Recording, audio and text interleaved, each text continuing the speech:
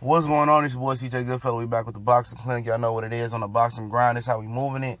A lot of boxing content. Might get off a little topic a little later and just switch it up for a minute. But right now we talking boxing and giving the Guillermo Rigondeaux and Vasyl Lomachenko update. And if you notice, Rigondeaux been popping off at the mouth long before this fight was made. You know, and I think if he didn't open his mouth up, you know, Lomachenko on top rank would have swerved him.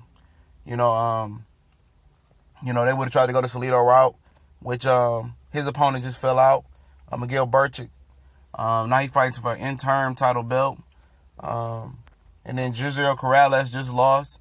He only took that fight probably because Lomachenko was fighting Rigondeaux. That could have been an option for him as well. We know Tank going through trials and tribulations right now.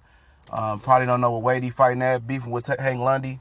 But, you know, pretty much Rigondeaux got on the phone with Lomachenko, talked his way into this fight, getting a cool $1 million, I'm hearing, somewhere around there.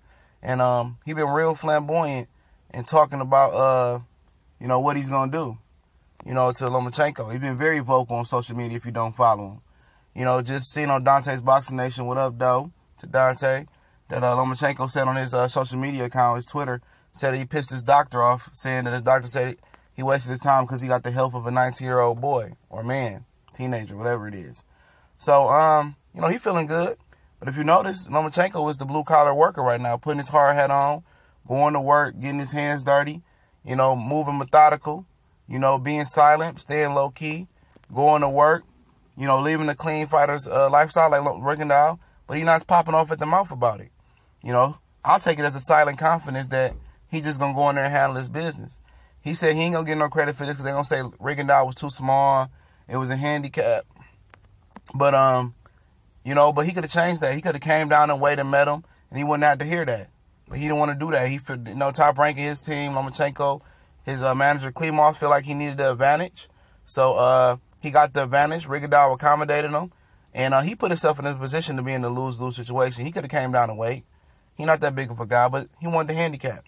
So if you need the handicap, take the handicap. Not mad at him. But, I don't take it as a sign of nervousness. Some people might. He not talking much. He not, exchanging with Rigondeaux on social media that much. He just handling business.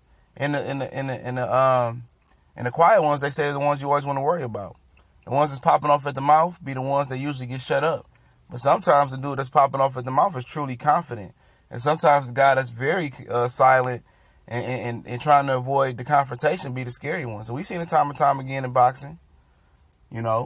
Angel Garcia popping off the mouth for Danny Garcia. People thought that was a cry of being scared. That was a cry of confidence. And maybe Rigondeaux is really oozing confidence, and he knows what he wants to do and how he's going to do it versus Lomachenko.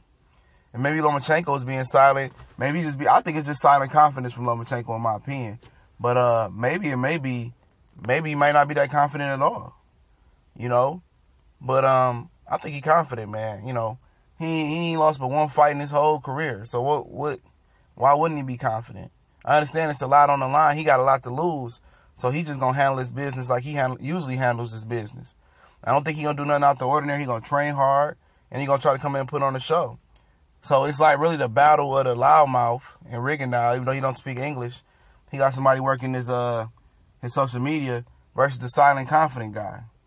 And, in boxing, a lot of times people that talk a lot of crap, and say what they're going to do, a lot of people tend to believe what they're saying, and it sways they pick. And sometimes you got to read into the BS, and sometimes it's just to sell the fight. I think Rigondeaux's trash talk is truly a sign of confidence. He's talking about retiring after this fight. Maybe he knows he's gonna lose. I don't know. I remember his old manager did a video saying that Bob Arum says nobody beats him. And maybe that's why they were so reluctant to put Lomachenko in there with him. But they gave Lomachenko the handicap. He got the A-side promoter on his side. He got everything on the side. So it's going to be an interesting fight. They both taking two different approaches, both working hard, one talking and promoting the fight. I think the fight is sold out in Madison Square Theater Room. One going about his business. It might be a sign of confidence. That's what I believe. Might be a sign of weakness. Maybe he's not that confident. It seemed like he really didn't want to fight. From the interviews I've been seeing from Lomachenko, Rigondeaux wanted to fight so much that he moved up 2 weight classes. So that's the reading to something. And it's going to be a great fight. Just giving a short update and my take on this. Let me know what y'all think. Who going to win? We gone.